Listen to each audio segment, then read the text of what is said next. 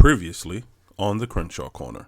You know how it is, you have fish swimming in the bowl and everybody just sitting there looking. Right. Like, if y'all don't stop looking at me. Like, waiting for you to break. Like, I really want to pick my nose right now, but I can't. Right. Because y'all looking at me. Right.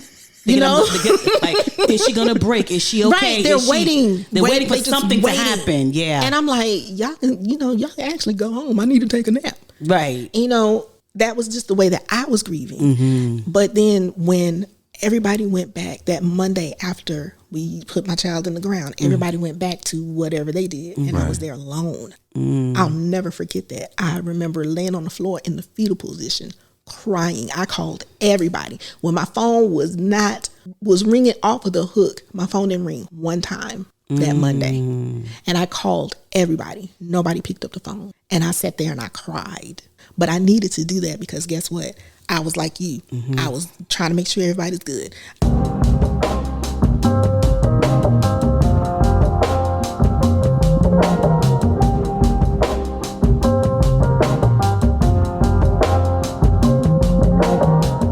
Well, hello there, family. What's up, guys? What's up? I didn't see you there. Hi. And welcome back to another edition of the Crenshaw Corner. I am your host, Sanchez Crenshaw, and as always, I am joined by the absolute best part of my day. That's me, guys. Hi. The apple of my eye. I am. The wind beneath my wings. He floats, guys. He floats. The rib that completes me. He's completed. The iris to my berry. What? The iris to my berry.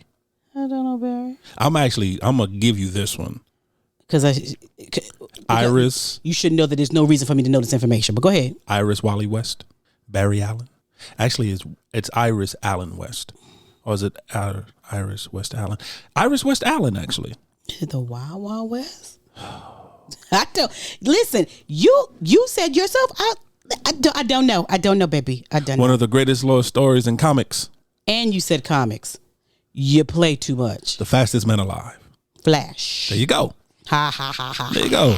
That was a simple one. That was not. Okay, great. Actually, it was. It was not. What's going on, family? What is going on, guys? How y'all doing? I'm Angela Crenshaw, guys. What is going on? Happy New Year. That is my wife, family. Family, that is my wife. Oh my gosh, I am. Happy New Year to you. Hi, honey bunny. Hey, how are you? Hey, I'm good. Hey, family. What is going on? Happy New Year to what? I don't know what that happened. What was that? I don't know what that happened. Happy New Year to you guys. Is that what you were trying to say? I don't know. Do you need to write that down first? No, I'm good. I'm great. Great. You want to take notes and try it again? I want to take that notes and try it again. Yeah, I'm going to do that later. I'm going to do it later. What's going on, baby? Family, welcome to 2023. Yes. This is the first episode of 2023. With the Crenshaw Corner. With the Crenshaw Corner. Wow. For our returning family members, hi. Hi. Not hi. It's been a minute. It's been a minute. We went away. Yeah, we took a holiday break. Ooh, we needed it, y'all. Yeah, we did. We needed the break. We took a holiday break. Yes. Thank you for your love and patience. Yeah, thank you for your love. Thank you for always being supportive and being there for absolutely. us and with us. For our new family members, for our new listeners. What's up, guys? How you doing? How you doing? Welcome. We're so happy to have you. Yes. However you're listening, whether it's on iTunes, whether it's Podbean, whether it's Spotify, whether it's Amazon Music, whether it's iHeartRadio, whether it's Google Podcasts, whether it's, did I say iTunes? iTunes, Spotify, Podbean, iHeartRadio, Amazon Music, yep, Google Podcasts. Go ahead. And did I say Spotify? Spotify. And Spotify. See, I had to count with you. There you go, and I appreciate you. You're welcome. So however you're listening, family, we thank you for listening. Thank you for so being much, a part. We just thank you. We could not do this without you. And we don't want to. We don't want to. And we don't want to. And so once again, family, we just thank you for listening. Hi. We consider ourselves an interactive podcast. Come on now. Which means we can be found on the socials. We're on Instagram. We're on Facebook. We're on the TikToks. Yes. Which my wife does amazing videos on TikTok. So if you have not seen our page on TikTok, please go to TikTok and support us there. And we have a YouTube channel. Was you scared when you said it? We haven't posted there in a while. We haven't posted on the YouTube 2023 channel is since going to change. 1982. Yeah, 2023 is going to change. It was cold. It was a winter. We had on a sheepskin coat. Picture in Sicily, 1932 is the last time we posted something on YouTube. Yes. But we have a YouTube channel ? Maybe. but we can be found on the socials. Yes, and of course, you can guys. email us at any time at the Crenshaw Corner gmail.com. Yes. Once again, the Crenshaw Corner gmail.com. Yes. Baby, we are back in front of the microphones. We are on the mic. Oh, we my have headsets goodness. We are talking. Miss doing this. So did I. I absolutely missed it. Family, listen. So before we went away, we had a couple of people reach out to us. Well, more than a couple, but some people reach out to us and was like, hey, we got some questions that we would love for you guys to answer. So we like, sure. And then we went away. Yeah. And so they was like, hello, my questions. Hey, give it. I don't own the rights to that. I'm not going to stop that. I'm not trying to get sued. That's not our vocals. And so we decided for 2023, starting it off, that we would do what we said. Right. We would answer these questions to the best of our abilities. So basically what happened is that we want to do just a little bit of housekeeping before we go into 2023. Yeah. We want to close out the books on 2022, a little business that we had remaining. Yeah, so let's go get it. I'm a little frightened because family, I have no idea what she's about to ask me. Just go get it. So we just going to run with it and see what happens. Okay, question number one. Actually puts up a finger. We did an episode with Sharonda Weston from U-Turn Spaces. One of my favorite people in life. Yes, love her. Love you, Shay. About decluttering. Yes. And we talked about how decluttering your house and your office and your rooms and even your mind can bless you. Okay. But someone asked us, do we believe that decluttering can save money? Do I believe that decluttering can save money? Yeah, I believe that, but I want to know what you think. I believe yes. Yeah. First of all, I think that's an interesting question because I don't think a lot of people correlate those two thought processes together. Decluttering and saving money. Decluttering and saving money. I don't think they put those two together. Right. I think yes. For the simple answer, because once you declutter, you know exactly what you have. Right. When you don't know what you have, you just buy random things. Yes, exactly. You buy things that you think you need when you don't know what you have. Case in point. You deep. Come on, be deep. Let me snap for you. Okay, well, I'll take that. Go ahead. Go carry on. I'll take that. Case in point, you get ready to go food shopping. Oh, that's good. Yeah, or grocery shopping, depending on what part of the world you're from. And you don't look first. You just go buy off what you think you need. Right. Then when you come home and unpack your groceries, you realize you have 13 cans of spaghetti sauce. You have no way to put it. You have 4 boxes of the same cereal. You have 20 cans of tuna. Yeah. You didn't need those things, right. but because you didn't declutter first, you didn't check and see what you had. Right. You just went out and bought some random things. Right. So once you declutter, that gives you the ability to know exactly what you have, exactly what you need, right. and then that allows you to budget accordingly from that point. Exactly, and it also allows you when you do that, like you said, to buy other things that you may need to bring into the house that you didn't even think about, right. because you thought you needed those things. So I absolutely believe that you can save money, even with your closet. When your closet is decluttered and it's organized, what happens is you can see what you have. You may not need another black pair of pants. Right. You may not need another blue shirt, right?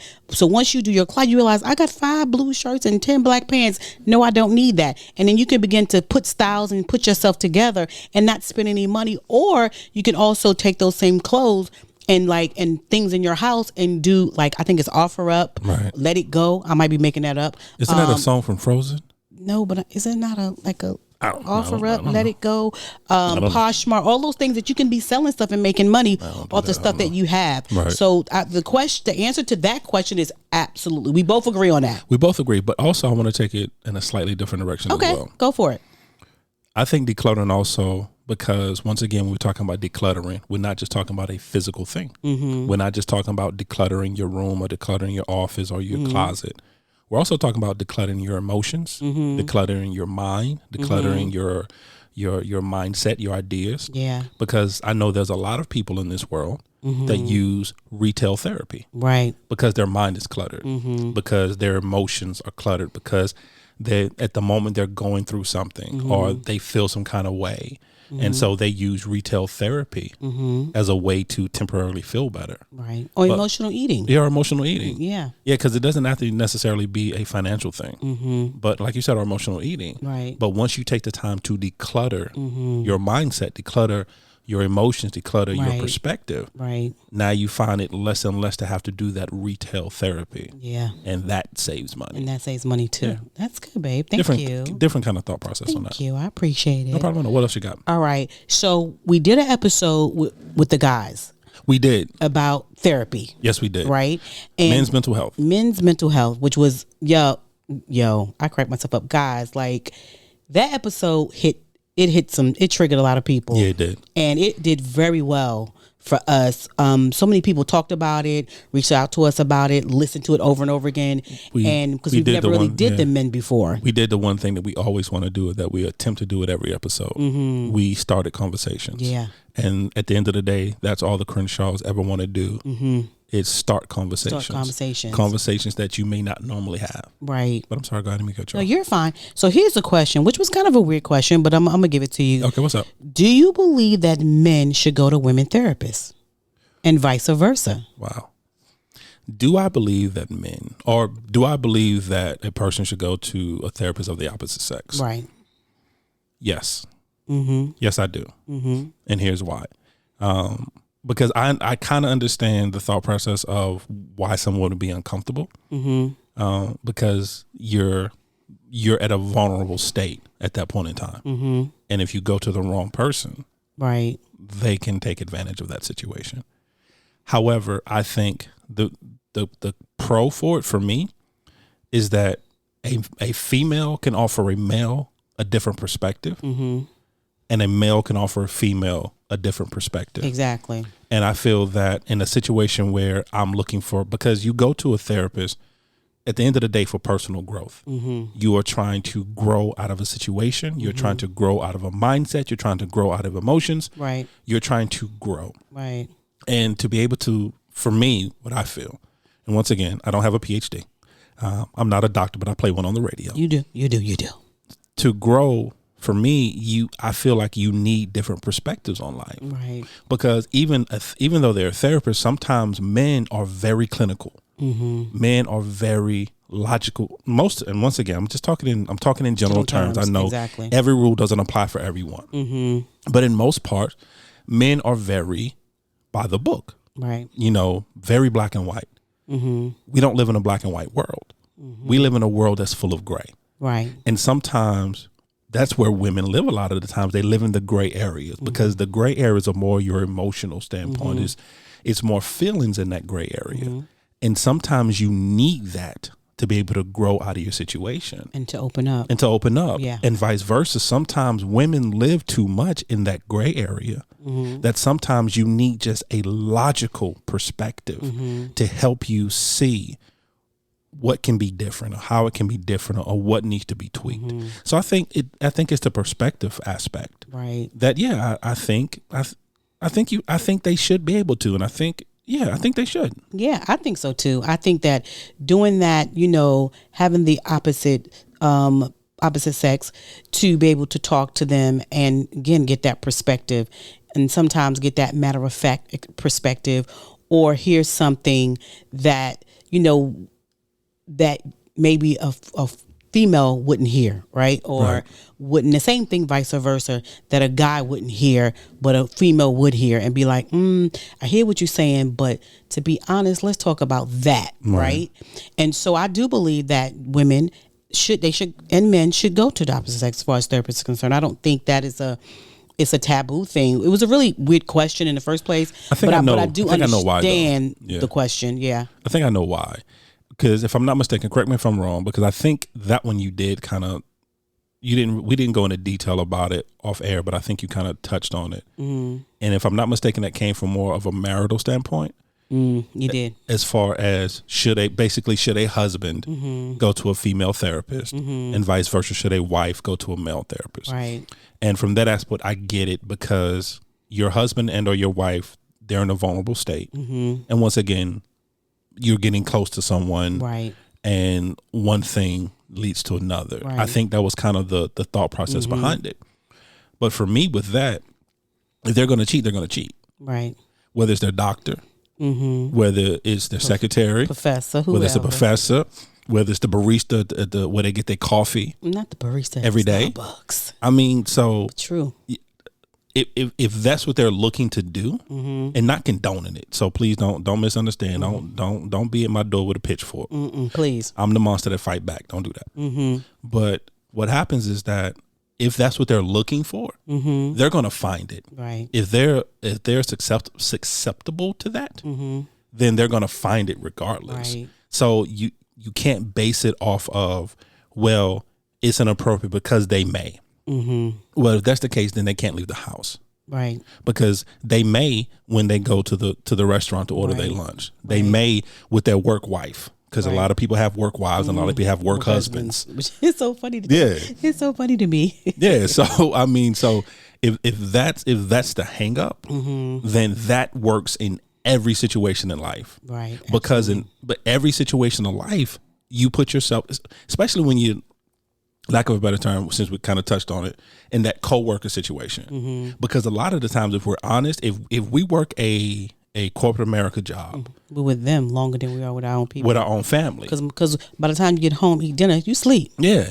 9 times out of 10, you spend more time with your coworkers than you do your actual family. Yeah.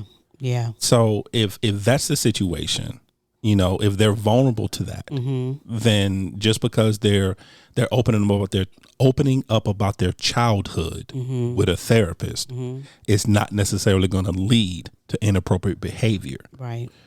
But once again, if that's their mindset going into it, it doesn't matter who they talk to. Yeah, absolutely. And I think Does that make sense? It made a lot of sense. Okay. It made a lot of sense. And I think too that here we are talking about therapists, and what I love about this conversation we're having and what we've been having is that we're making going to therapy normal. Normalize it. We're normalizing, because for a long time, people, especially our culture, was like, go to a therapist. That's what I was going to say. We do not do that. Yeah, that's what we were going to have. Keep your dirty laundry home. Yeah, we were going to have a real honest conversation for a moment and it's changed over the last 10 to 15 years. Yeah, it's maybe getting better, so much better. It's changed within the Black community and the people of color community, a lot of the times going to a therapy is frowned upon. Yeah, it means you're weak. It means you're broken. It means you don't have faith. Right.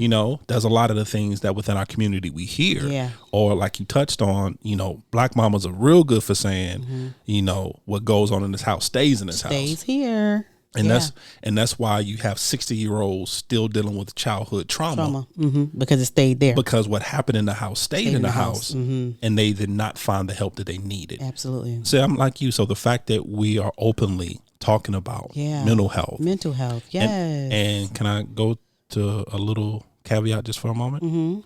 The fact that we're talking about men's mental health. Yes. Because for the longest time, that's something that's never been talked about. Absolutely. Because right now, and I've touched on it before, I'm not going to get in my soapbox, but men are under attack. And it's like everything men do, everything we do is wrong. If we talk about our emotions, we're wrong. If we don't talk about our emotions, we're wrong. If we try to be a good man and provide for our woman, for the women in our life, then we're being misogynist. We don't think they can take care of themselves. If we don't pay every bill, then we broke and we ain't no good and we should be doing everything. So the fact that there is a emphasis and a spotlight on the mental health of men is amazing to me. It's amazing. And I'm super excited. And this year, 2023, we're going to talk to so many more men about mental health. That's the goal. That's the goal, to really get, because the ones that Brandon, I always get my Jay. I want to say Jay. Just say Jay. Jay. Because I always get his name wrong and I want him to kill me. Just say Jay. We call him Jay. Brandon and Jay. When we spoke with them, it opened my eyes to a lot of stuff, right? And I'll say it again, I'm so thankful that they let me sit at the table. That they let me behind the microphone, and you guys let me behind the veil. His name is Janavion. I know, but it's Jay. Thank you very much. Sorry, Jay. But it's so important, and that's one thing that we decided to do too this year, was to make it normal. Right. Normalize it. Yeah. So I'm super excited about that. Right. Okay. What else we got? So now someone, this is recent, so this is not a question, but someone sent this to me. Okay. And this guy on TikTok, he was talking about how when they go on vacation, right, how his wife he immediately unpacks. Okay. She does not. Okay. She waits, she takes her time, Right. so forth and so on. And then he brought it back to issues and situations where he's saying, what kind of unpacker are you in reference to your issues? Are you someone that it was so good. It was so good. Okay. Like, do you wait to unpack your issues? Do you need time to unpack them? Or do you immediately attack your issues? So what style of unpacker are you? And so that's my question to you. Yep, shooting at you right now. Okay, so you're coming for me first. Coming for you, yes. As far as issues concerned, what kind of okay, first of all, let's talk about vacation unpacking. Okay. What kind of unpacker are you when we come from vacation? I don't at all. I don't pack or unpack when it comes to vacation. First of all, you don't let me. Don't say So no, Don't do that, babe. I don't pick out my clothes. I don't pick out my outfits. I don't know what I'm wearing on vacation. Everything's a surprise to me. Once we open the bag, it's surprise. Here's your clothes. But don't do that. Tell the family why I do that, because somebody does not like to pack and don't care. No, you do that is to hide the fact that 99% of the suitcase belong to you. That's why you do it, if we being honest. You do it because you're a little shady when it comes to the packing.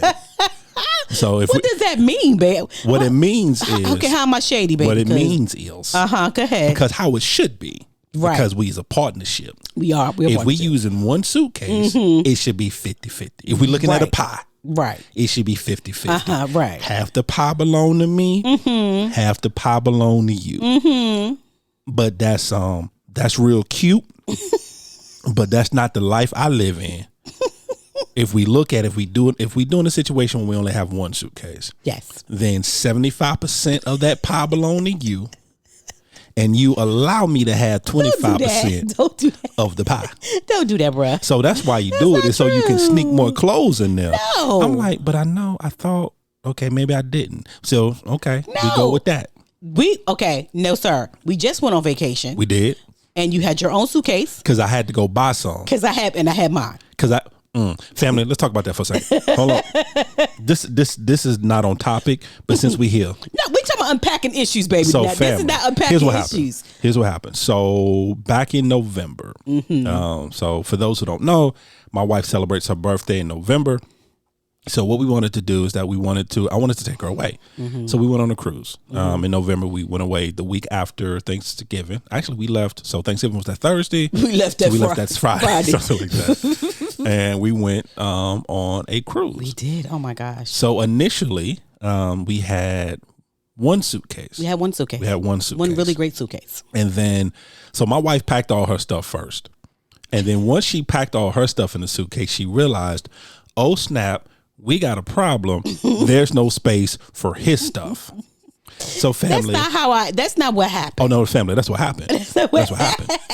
So I end up having to go out and purchase new luggage, because the one that we had, my wife decided to take up all the occupancy in the luggage. So I went to my local store, purchased my luggage, came back, put my stuff in, and then my wife said, oh, you got room in your bag. Let me put some more stuff in there of mine. So family, I'm confused because you already booted me out the bag that we had.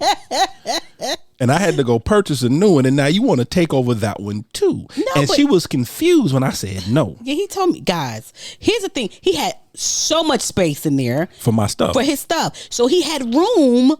So I was like, you know what? I could probably put like a couple of things. He would not allow it. No, that was my personal space. So super stingy with his little funky You tried suitcase. to violate my personal space. I was not violating your personal space. That meant that you was carrying too much. No, I had what I had, but I was like, because you have room, what I really wanted to take that I didn't take, I could take now because you had room in your suitcase. I don't see what the problem is. No, I'm just saying, family. He was super stingy. Whatever. He said absolutely not, and he held his ground. Yeah, no, you're not doing that. He wouldn't even let me put lotion. Guys, lotion. We don't use the same lotion. Get it out my bag. Why is it in my bag? Get it out my bag. We don't use the same lotion. I need someone to shout me out and tell me how unfair that was. How unfair she was? How yes, unfair family. that Please was. tell her how unfair she was. I'm just saying. So, But anyway. Well, anyway, so I'm a person who, when I get home, I want to immediately unpack. No, I'm not that person. I don't want to linger. I don't want to see the suitcase. I don't want to see the clothes. I want everything to go where it needs to go. And I want to be like, I'm done with the vacation. I'm done. I will leave. Now, if we're talking about strictly unpacking, and then I'll take it to a different arena. But right now, the physical act of unpacking. Personally, if it was up to me, I would leave everything in that suitcase, put that suitcase in my closet, and I'll go in it if I need something out of it. There you go. That's what I would do.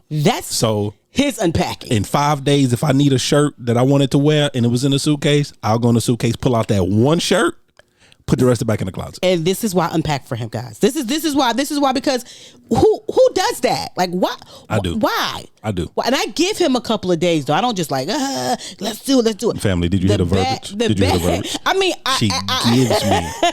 She allows me a couple of days. Hear the verbiage? I'm just saying. It's crazy on these streets. The suit, it's just y'all. I can't do it. But it's my suitcase though. But I can't, y'all. But it's my suitcase and my clothes. But it's when I sit out the side of my eye, it's just unnerving. If I want to live like a traveler, out my bag, I should be able to do that. No, yeah, I should be able to. Yeah, you should be able to. But now talking about unpacking with issues. What kind of unpacker are you with issues? Oh, that's real simple. I'm a hypocritical unpacker. I'm a hypocrite unpacker when it comes to emotional issues. Break that down, bro. Oh, I will help you unpack all your emotions. I would, if your third grade teacher said something fly to you and you not 45 and you still dealing with that, I will help you unpack it. Your job not treating you right and you want to look at something different, I will help you explore your options. You in a bad relationship, it's a little toxic, but she cute and you want to stay with her, I will help you unpack that. I won't tell you to leave or to stay, but I'll help you go through those emotions. You're such a good person. I will help you unpack it. You talk about my emotions, I'm good. I'm fine. Ain't nothing wrong. What we doing here? Conversation over. I'm good. You just had death in the family? But they lived a good life. See, okay. That's not unpacking your emotions. Well, didn't I just say I'm a hypocrite? Yes, very much so. Nah, I'm not doing that. Yeah. And if he does pack, it's gonna take days, guys. It may take months. Nah, before he unpacks. Now understand the conversation we're having now is strictly dealing with thought processes and emotions. So when it comes to that unpacking, I will not unpack that suitcase until the seams pop. Now, once the seams pop and I'm no longer able to zip that bag up, now I'm forced to at that point. Forced to unpack. Now I have to have a conversation. Now I have to express. Now I have to deal in that particular emotion and unpack it and walk through it. Right. But as long as that zipper, I don't care if it's holding on with dear life. I don't care if, I got to say it the way I got to say it. I don't care if the zipper look like a fat man's shirt's buttons just holding on for dear life. So tight. It's just so tight that it could be considered a dangerous weapon if that button pop off. That he can go to jail for attempted murder if that button pop off somebody eye. But as long as it's holding those two strings by a string, there you go. I'm gonna leave it in there. You're gonna leave it in there. I'm gonna leave it in there. Leave it there until I come along. Until you come along, and then you bully me. I don't bully you, but I do think we need to talk about it. I think that there needs to be a discussion because I see the suitcase busting open. I'm saying, but the seams are still there though. Listen, I saw the zipper break. So now you getting a fork, putting it through the hole, trying to unzip it. It's still closed. No, sir. It's still closed. So I want to take care of my issues immediately. I want to talk about it. Because I want to get past it. Sanchez, he is more of a marinator. He wants to marinate on it. As he's like, he needs a moment. Yeah. And the moment normally takes about a week or two, and I just don't like that. But yeah. Because that marinade got to get in the crevices. The meat be so tender when you leave it marinate for 6, 7, 9, 14 months. A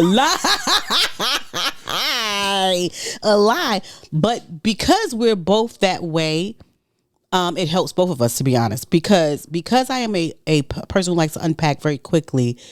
Those times that you be like, not right now, is actually helpful for me because because when I want to do it right now and impact that situation right now, Right. I'm thinking, but I may not be thinking as clear as I could if I had a moment. Does that make sense? Yeah. Right. And then also I've watched it help you when I'm like, let's go. And not a whole month or maybe a week or a couple of days. And then you come to me and we start talking about these issues and things that are going on. And it seemed like I can see a relief on you. Like it's the weight is off your shoulders. Cause like you've been carrying the weight for months and now it's lifted off of your shoulder. Is that true? Or I'm just thinking that's the case. Olivia Pope. Oh, Fitzgerald Grant. we on scandal. We on scandal. We done got the scandal. We didn't got the scandal. I'm going somewhere with this. Please be going somewhere with it. The one thing, okay. Here's why I brought up those two random names from a show that's been off the air for some years. My wife is on a journey of rewatching Scandal. Mm-hmm. She didn't start at season 1 for some reason. She started at season 2, and has rewatched. Because I wanted to know why I was so annoyed that I stopped watching and watched some episodes for the first time. Some episodes it took her 3 times because she kept falling asleep. But we ain't gonna talk about that right now. What about telling about people business? Did we just say was in the house, stay in the house? We're gonna do that. But and I'm a title say. But what happened was so she went back and she's rewatching the episodes and rewatching the show and the series and everything. And if you're not familiar with the particular program, Olivia Pope is the main character. Fitzgerald Grant is the president. Olivia Pope is a fixer. It's a fixer. She's Washington D.C.'s one of the most powerful people in Washington D.C. Because when the powerful people have an issue, they come to her to fix it, and that's what she does. She's a fixer, and he's the president. They having a salacious affair. All heck breaks loose, right? Because of it. Here's why I bring that up. Like always, I just be minding my business. I did not want to watch Scandal. Scandal is not something I understood. It was a good show, very well written, very well acted. Yeah, but it's not my cup of tea. It's not something that I would say, okay, Sanchez, what do you want to watch? Sit down, watch Scandal. That's not something I do. But my wife, being my wife, she gets me caught up in her in her John Brown stuff, in her John Brownness, John Brown. So I've watched pretty much every episode with her, and the one thing that I realized is that in the act of so-called taking care of the person you love, it's very selfish because everything they do is not necessarily for the person, but it's to benefit them with the person. And that's the one common thing that I've noticed throughout every relationship within Scandal. Yes, they love the person, but it's always an ulterior motive behind everything they do. It's always an underlying, this is going to benefit me, and that's why I'm doing it for you. I said all that to say this. What happens a lot of the times when it comes to wanting me to unpack emotions or wanting your spouse to unpack an emotion or unpack a thought or express how they feel, a lot of the times the reason I won't do it is because at that moment it's not for me. At that moment it's for you trying to fix me. Gotcha. Because in that moment you saw something wrong with me, and because you love me, you want to take care of what's wrong. Right. Not realizing that in that moment, that's not what I need. Right. In that moment, I need my time. Yeah. I need a moment to process. I need a moment to unpack, and I have to do it in a way that benefits me for that moment. But what happens is, like Olivia Pope, we want to be fixers in the people's lives that we love. Yeah, we all do it. And so we push them when they're not ready. Right. We push them to unpack that suitcase. We push them to unpack that trauma. We push them to have the conversation. We push them to, well, tell me about your day or tell me what's wrong because I know something's wrong and I know something. And at that moment, you don't become the solution. You become the problem. Because in that moment where all I needed was a moment, right, I can't even get it because you're so worried about where something's wrong. I love him. I want to take care of him.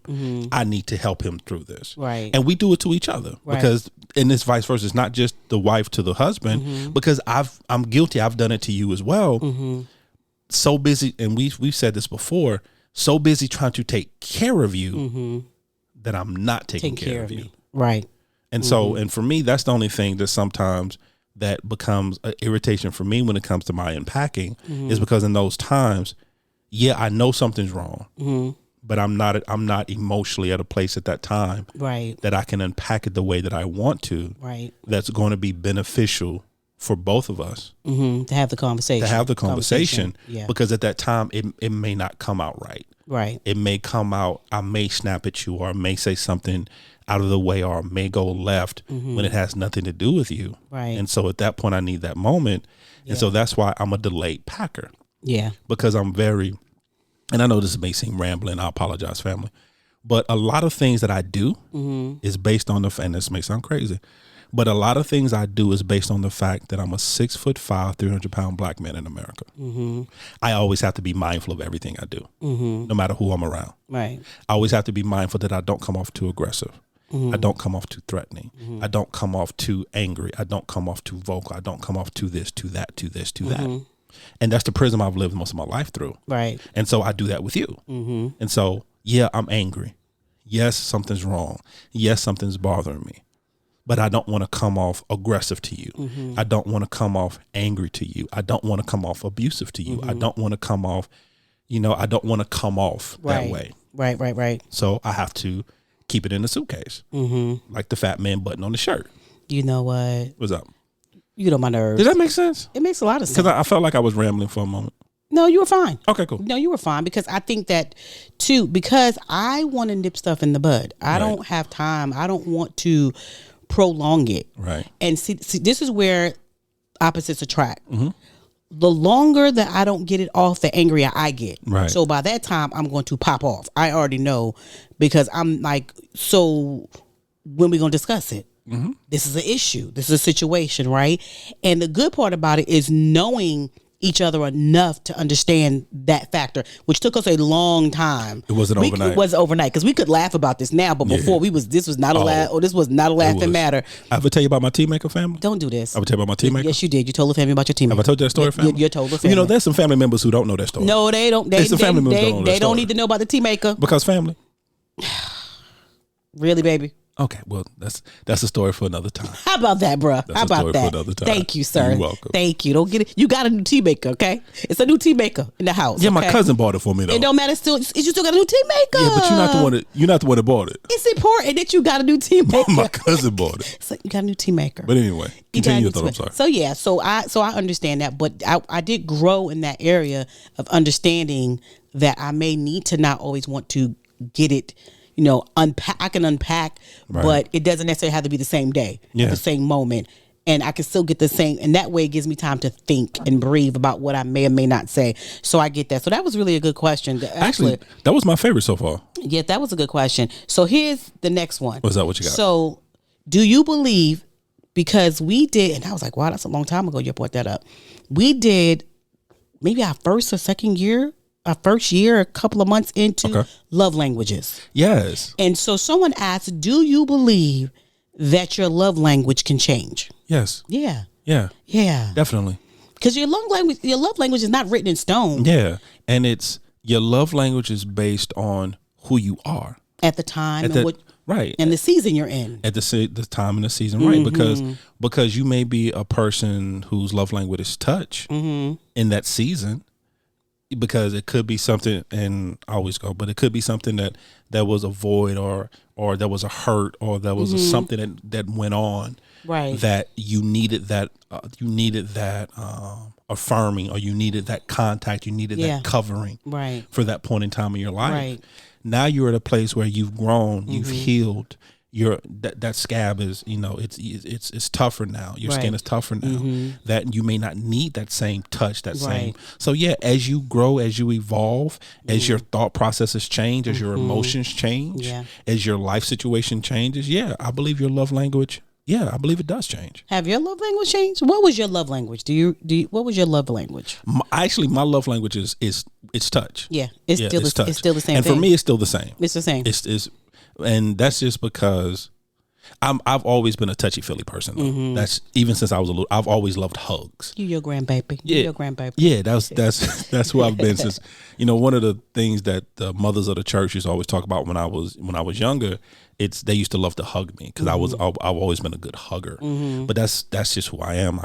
I love that part. I do love. So no, I don't think that's going to change. It may, but I don't think it will. I don't think it will because that's definitely your love language. If I remember correctly, your love language was service. Yeah. Yeah. Yeah, Acts of service. Still in acts of service. Okay. I love taking care of my family. I love doing things for my family. I love them. I don't know. I even with the kids, whoever, right.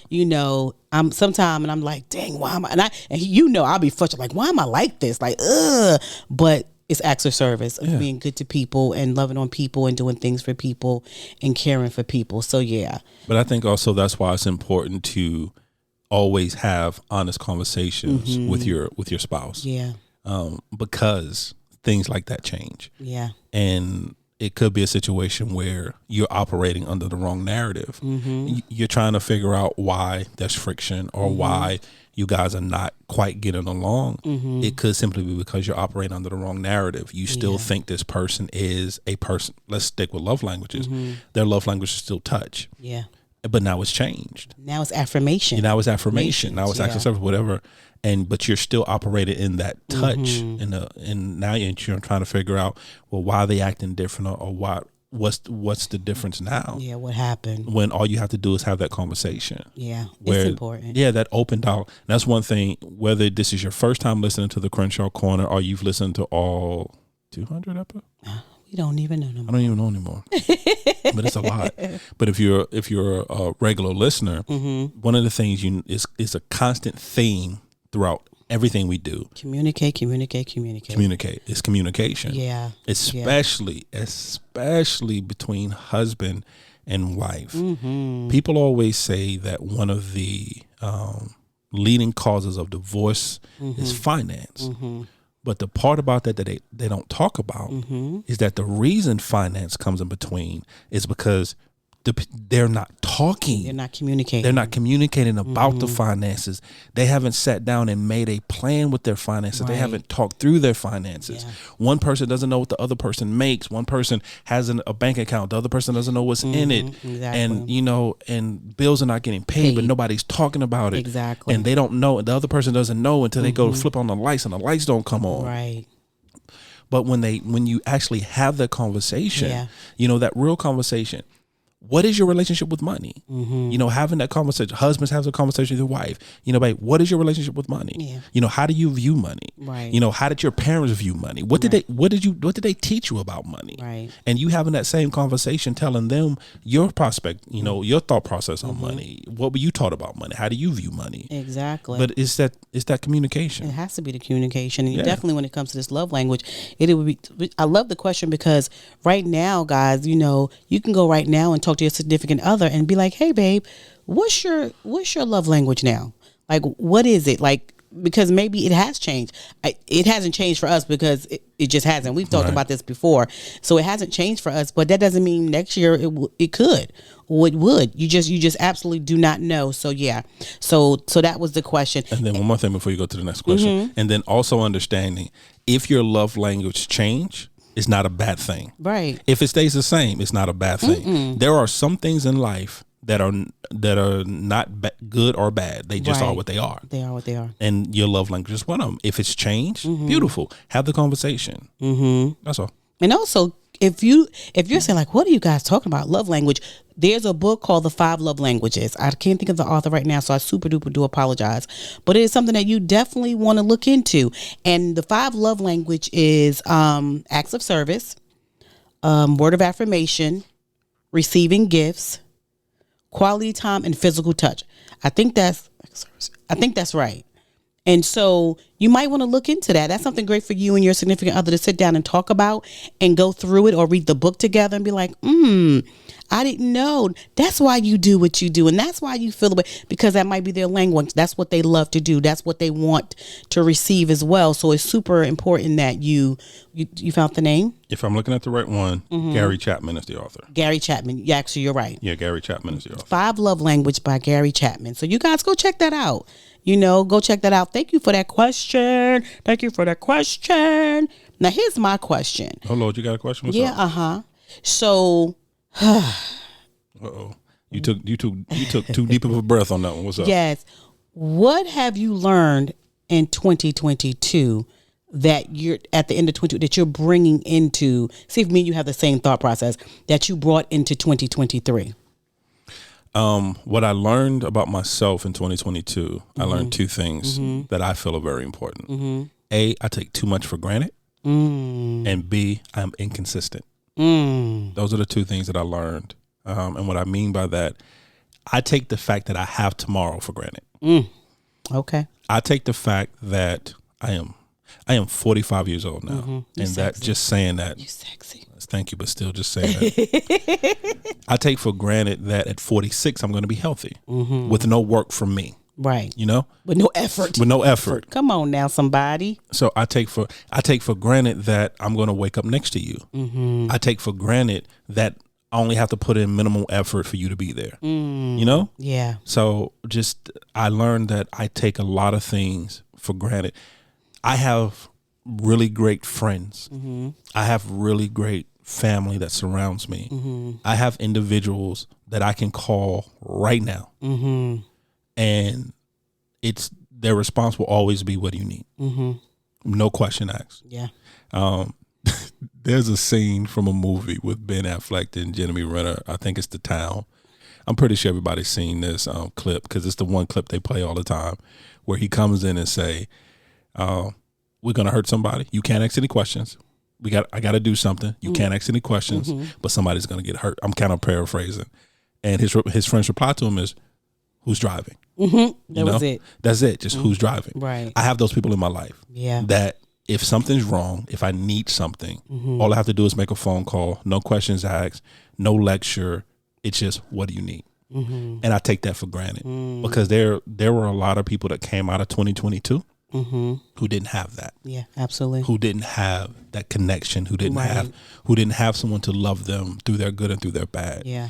So I took that for granted. And then what I mean by I'm inconsistent, I'm real good about starting things, and I'm real good about being gun ho. That initial push, right? I am. What is it? I'm a starter. I think one thing, professional starter. I'll start something in a heartbeat. Yeah. 6 weeks, I'm good. You got me for a good 6 weeks. It's pretty much my limit. Good 6 weeks. I will go to the gym. A month and a half, baby? Yeah, every day. I will go to the gym every day for 6 weeks. Now, that 7th week, I'm at home. I got Jolly Ranchers and gummy bears. You know what? I don't like you, even though you're telling the truth. I'm just saying. I got what's that? Butter pecan ice cream. With a blackberry cobbler. I'm about to say with a cobbler. With a blackberry cobbler. Blackberry That ate the whole cobbler by myself. Because I don't like that. It's nasty. Yeah. But to me. Or I'll get real gun ho about writing again. And I'll write 3-4 chapters straight. Boom, boom, boom, boom. Just knocking them out. 3-4 chapters straight. I won't write again for 13 years. Because I'm not consistent. Yeah. Because the only thing I am consistent in is I'm an overthinker. And so my mind is always running. I'm always analyzing. I'm always analyzing every situation, every circumstance, even a situation and circumstance that I have no control over. Right. I can't affect the outcome in any way, shape, or form. One way or another. Right. But yet I devote so much energy, a mental capacity to that. Right. That by the time I get ready to do something that I do have control over, I'm drained. Wow. So I'm inconsistent. So those are the two things that I came out of 22 with, going into 23, that I am working to change. Yeah. Got you. I think. Was that your question? Well, the question was basically in 2022, what did you do coming into 2023? What did you learn and what did you know? Okay, cool. One thing for me, which I thought you were going to say, because we've been talking about this so much. What's up? Coming into 2023. What 2022 has taught me coming to 2023, which we started immediately to do, was to pivot. Pivot. Pivot. Pivot. Listen, you have to, right now in 2023, people, learn how to pivot. Don't take everything so seriously. Don't think that everything has to be written in stone. Don't think that when things change, you don't know what you're going to do. Be able to pivot, be able to change, be able to bounce back, be able to maneuver. We had that going in. We had so many different changes happening at the end of 2022, going into 2023. And the only way we were, I don't know why I can't say that. 2023? 22. I don't know what I was saying. And the only reason why we were able to handle it and handle it well is because we was able to pivot. Yeah. And we knew that, okay, this is what's happening. Just pivot. Don't get caught up in it. Like you said, you can't change it. You don't have any control over it. But what you do have control is how you handle it and how you come out of it. And then that was one of the things that we definitely, so I thought you was going to say that too as well, as far as what we're doing right now is learning how to act, not even learning, but doing pivot. We're pivoting right now in so many different situations and scenarios right now. Why my voice so deep? What is that? There is, right now I just got random stuff. So going back to the beginning of the episode when I was talking about the Flash, there's a character in the live action version of Flash. Is one of his enemies called Captain Cold. And there's a scene that he was talking to the team and they had to accomplish something, had to accomplish a goal. And he was like, there's 4 keys to success. He said, make a plan, execute the plan goes out the window, throw the plan away. That was his 4 keys to success. That's 2023. Make a plan, execute the plan goes out the window, throw away the plan. And keep it moving. And that's what you have to do in life. Yeah. Because a lot of people, what happens, and we're guilty of it sometimes, is that we get stuck in the plan. And we get stuck that everything has to go the way we said it has to go. And everything has to go to plan. And then when it doesn't go to plan, you don't know what to do. You don't know what to do. Yeah. And now you're stuck and now you're trying to figure out what's next. And now you can't do anything because at that point you're emotionally drained, you're emotionally broken because the plan didn't work. So now you don't know what to do. Right. And that's when that word PIVOT comes in. Pivot. Yep. Keep it going. Keep it going. So here's the thing. What is your word for our church does this thing where every year you have a word individually and you have a word for the family. So my question to you is, if you want to share, what is your word for 2023? Oh, now I would definitely share. My word is consistency. That is my word for 2023 is that whatever I decide to do, I have to be consistent in it. So when it comes to the podcast, I have to be consistent. When it comes to my job, I have to be consistent. When it comes to my health, I have to be consistent. When it comes to my finances, I have to be consistent. When it comes to serving at the church, I have to be consistent. When it comes to being a father, being a husband, whatever I decide to do in 2023, I have to be consistent. Yeah. It can't be any more 6 weeks and I'm out. Yeah. You know? It has to be. So it's consistency for me. Which is so weird because we both had C words. Mine is completion. Completed. Absolutely complete. I don't care what it is. Do not move. I told myself, do not move on to the next thing until you have completed this thing. Right. It doesn't matter because I'm one of those people. Don't judge me because I know you're out there. I will be doing the kitchen and me in the kitchen is rocking out. And I make a mistake and have to use the restroom. And then I go use the restroom. And then after I use the restroom, I realize that the towels ain't where they're supposed to be. And then why is this on the counter? And what is on the counter? So then I get the Lysol wipes. And I begin, no. If you don't take your tail back to the kitchen. Right. So, and that's what happens because you get so frustrated that you don't complete anything, right? So what has worked for me lately, and I'm like, this is so good, is completion. And you hear me say this all, to completion. To completion. Every day I say to completion. To completion. I don't move out of one spot until it's to completion. And that has freed me up where I'm not trying to master or do everything at the same time. Right. So my word is completion. Now here's the thing. What's up, baby? Word? We haven't decided on a word for the family. I thought the word for the family was pivot. Is pivot the word? That's what I was hanging my hat on. I thought it was pivot. Okay, then the word for the family, y'all, is pivot. Yeah, I guess because we're pivoting a whole lot right now. Yeah, because right now, in one way, shape, or form, every family member of ours are having to pivot because what they thought life was going to be is not. It's not what it is right now. Absolutely. And they're having to pivot. So that's what I thought. I always thought it was completion for you individually, consistency for me individually, and then pivot for as a family. Okay, then that's what it is. That's what it is. You got any more questions? No, I don't have any more questions. I have this statement. What's up? So final thought. Me and this TikTok. I'm gonna get What's up with TikTok? I'm not on TikTok a lot, but when I go on TikTok, right. it always coming for me. What happened now? So I'm on TikTok, and these young ladies are talking about the fact about Steve Harvey. Okay. And what happened with Steve Harvey? Steve Harvey was saying that he wants for the new year. He says this, right? Write down 300 things, my God, that you want God to do for you, or the desires of your heart, right, or what you want. Write down 300 things. So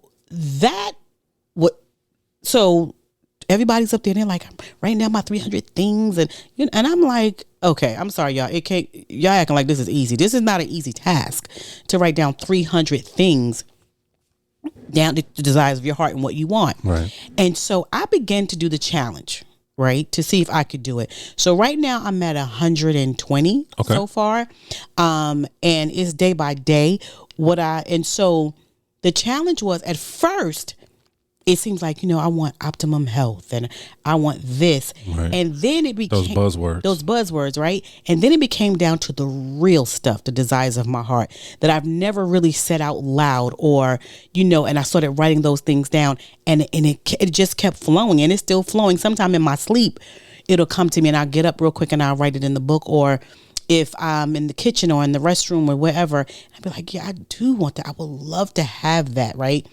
And I started writing it down, but it is not an easy task like the TikTok people are telling me. What is the purpose though? What is the end goal? The end goal is to basically write the vision and make it plain. Okay. That's the whole gist of that. His thought process was write the vision and make it plain, right? Tell the truth. Right. Don't be superficial. Don't really tell the truth, right? And one of the things that I wrote down, and I was like, I have not wrote this down in forever, is, I don't know if anyone knows, but me and Sanchez, for a couple of years ago, we used to do a lot of plays. We were actually in plays, acting in plays. He's been in more than me. Yeah. And so I have kept that quiet in my heart, in my nook, for a while. But when I wrote it down, it became real. And I was like, I would love for us to do plays again. I would love for us to go do auditions again. I would love us to have headshots and do it again, because it was the greatest thing. So it's that kind of thing that in your heart that you want to do, but you don't want to say it out loud, right? And so I wrote that down, and I was like, wow. So it's that thing, like the real stuff that you want to do, not just like, I want to be in a play. I want to be in a commercial. I want a Crenshaw talk. I even had that down. I want a Crenshaw talk. I know there's TED Talks, but I either want the Crenshaws to be on a TED Talk, or I want us to have our own Crenshaw talk, right? I've always wanted to do a TED yes. Talk. I've always wanted to do a TED Talk. So it's writing it down, make the vision, make it plain, so you can see it, right? So you see what you wrote down. I wouldn't necessarily I'm not just sitting around going, you know what, like, when I wrote it down, it became real for me. It was like, that is really what I want. I want us at a TED Talk, or we're going to make our own TED Talk, right? Fabulation, or the Re-Education of Undine. I remember that play. Undine, yep. Mm-hmm. I was in that. I had fun. I had so much fun with that play. It was fun. Three things that you would write down. Because I don't know if you would do 300 or not. I don't know. You probably would. You're a writer. But what would be like that what I just said, like being in a play again, or being in a commercial, or just the auditions alone. I love the auditions. Yeah, I love the whole audition process. The whole audition process. For me, it would be to be in plays again, to do open mics again, spoken word again. Yeah. I used to love doing. Yes. I don't know why I stopped. You amazing. I used to love doing spoken word, and have a 6-pack. Okay. Before I die, I want to be swole. See? I do. I just want to be, just live one time. I may not keep it. It's a lot of work to keep it. Mm-hmm. But just before I die, I've been pudgy all my life. Do you want to see what it look like to have 6-pack? Yeah, just one time. Just be muscular. Just one time. Be musculous. Be musculous. Yeah. You know? Just a washboard stomach. A what? A washboard stomach. That I don't have to draw the abs on my stomach. It's really there. It's really there. It's really there. What I realized too, that he said also, What's that? because you're supposed to go back and read it all the time. Okay. So it makes, and you begin to look at this stuff and be like, oh my gosh, because like you said earlier, this is effort. If this is what you want, you have to put some work into it, right? You can't just write it down, but now it needs to take legs. It needs to take shape. It needs to run with it, right? And so the more you look at it and the more you be like, I do want that. So maybe one day I'll just be like, let me go look for some auditions. Not even wanted to get the part, but just to do the auditions alone. Yeah, just the process. Just the process is so amazing. So yeah, so that's one of those things. I don't know, guys, about you guys, but if you decide to do it, hit us up. Let us know. Like, hey, Angela, you know what? You and Sanchez encouraged me. You know what? Thank you, Steve Harvey. I'm gonna write down 300 things. 300 things. It's not an easy task. No, it's not. It's not an easy task, but once you get to flowing in it and you start opening your heart to it and you believe in this stuff, it will blow your mind what you want to do. Because I haven't heard you talk about open mic in like forever. So for you to even say that out loud is amazing. So yeah. Was that your final? That was my final thought and my final request to the family. Yes, it is. Got you. My final thought is going to be simply family. We missed you. Missed you. We're happy to be back. We're glad to be back. We are looking forward to 2023. We're looking forward to see what God has for us individually, corporately, in our personal life, in our professional life, in our podcasting life, because our goal really is to take the Crenshaw Corner to the ultimate heights. Like my wife said, workshops and conferences and TED and Crenshaw talks. You know what I'm saying? Yes. Because Ted got one. Why the Crenshaws? Why the Crenshaws can't have one? Come on now, somebody. But it's just only thing I'm gonna say, family. Just thank you. Thank you, guys, so much. Thank you for listening. We love you. However guys. you're listening, whether it's on iTunes, whether it's Podbean, whether it's Spotify, whether it's Amazon Music, whether it's Google Podcasts, whether it's iHeartRadio, on our own personal website at www.thecrenshawcorner.com. And we thank you for listening. As always, we consider ourselves an interactive podcast, which means we can be found on the socials. We're on Instagram. We're on Facebook. All in the Crenshaw Corner. Yes, we are. And of course, you can find us on TikTok. Maybe on YouTube. Question mark? We're going to have to do that if we want the Crenshaw talk, bro. Yeah, we're going to do better. Yes. We're going to do better. And then, family, as always, you can email us at any time at thecrenshawcorner@gmail.com. Once again, thecrenshawcorner@gmail.com. And as always, family, welcome to our journey. We love you guys. Bye.